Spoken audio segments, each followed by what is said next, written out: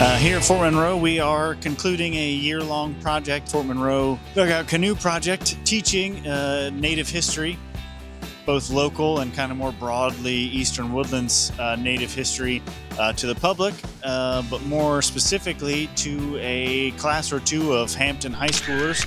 And the backdrop or center focus of this entire project has been the construction of this dugout canoe that we're sitting on here now at the beach.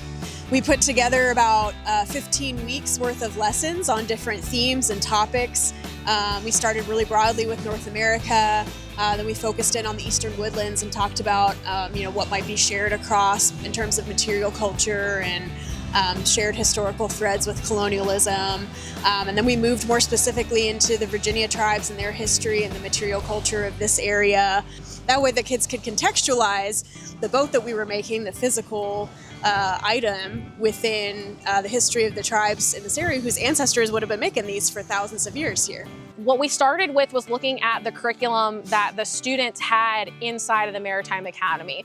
Part of their curriculum is woodworking, metallurgy, and looking at the construction of maritime vessels, and also even just the mechanics of the vessel themselves and the different parts. So I took that curriculum, and then working with Russell and Fallon as the living historians and experts for the Indigenous history, especially Indigenous Virginia history, we paired that together especially with what is in the Virginia Standards of Learning for the 11th grade SOL of Virginia U.S. Studies. And so taking those two together, we looked at how you can have all of the components for creating a maritime vessel, so working on actually building the canoe itself, but then also learning the Indigenous Virginia history that really goes hand in hand with making sure that we understand the significance of a canoe in that history.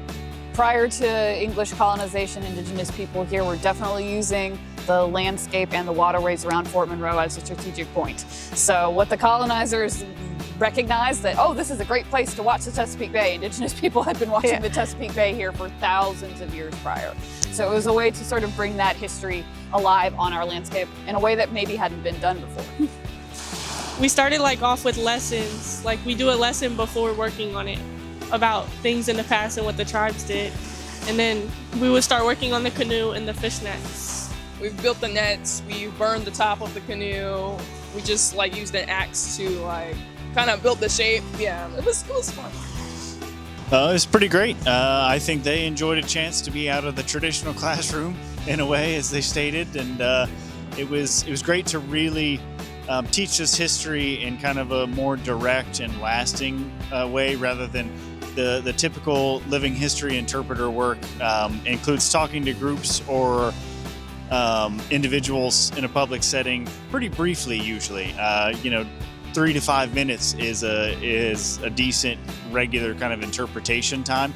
So getting to work with these kids over the course of months and months and get really deep into all of this history to kind of expand on what you do with the public, but do it in a more direct and hopefully more lasting way. Yeah, and they're in a high school program that's all maritime themed, and so we wanted them to have something historically and culturally to tie their education to this area. Also just terms for boats that are historical that still apply to boats today. Things like tying knots and working with rope and string are honestly a vital part of their hands-on education, and that's something that they'll take with them if they want to work at Newport News Shipbuilding, or if they're anywhere building ships or working on ships. So honestly, cordage skills that we were working on, like making the net, build sort of the tactile skills that are functional that go with that education. We learned lots of things about what tribes would do, their trading, wars, how they lived, etc. And we learned how to use axes properly and use the fire to make things.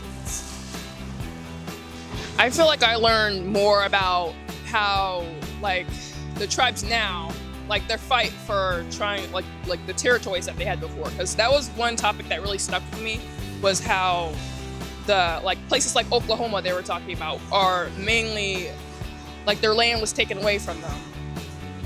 I really liked that. They really that's something I didn't know before. So I thought that was very interesting of a topic that we talked about. I really took that away from the lesson, I feel like. it was amazing for me because while I have been working with them for a long time in various other capacities, I'd never quite seen this happen before. And it was really a privilege because they're sharing Indigenous knowledge that may have been lost without them, quite frankly. Russell's the only person that I know of on the East Coast of the United States that are still producing canoes in a traditional manner. So this canoe in particular will end up at the Maritime Academy at Hampton High School. It'll be put on display for however long they wish to have it on display for the whole school, but also for the academy itself to really showcase this is what you can do as part of the Virginia Ship Repair Association Maritime Academy at Hampton High School. And it'll stay here for the summer though and be a part of our interpretation as we go through visitation for the summer months. In terms of more projects to come, we'll wait and see, but we've got lots of interest in different types of projects for Indigenous interpretation and working with more groups of students. So you never know, there could be another canoe in the future.